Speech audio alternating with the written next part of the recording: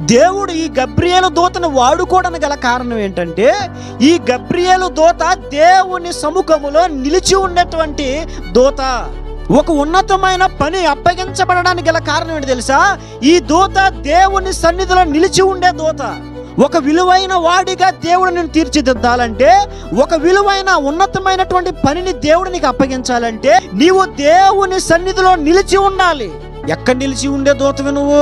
అపహాసకులు నిలిచి ఉండే చోట నిలిచి ఉండే దూతవా? ఆ మందు షాపు దగ్గర మందు కొట్టే వాళ్ళ దగ్గర నుంచేనే దూతవా?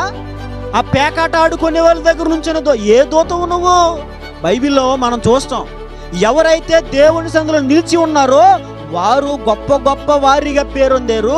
వారు దేవుని నుంచే గొప్ప సాక్ష్యాన్ని సంపాదించారు. నీ జీవితాన్ని దేవుడు ఒక ప్రయోజనకరంగా మార్చాలంటే, నీ జీవితాన్ని దేవుడు ఒక ఉన్నతంగా రూపుదిద్దాలంటే, నీవు దేవుని సన్నిధిలో నిలిచి ఉండాలి.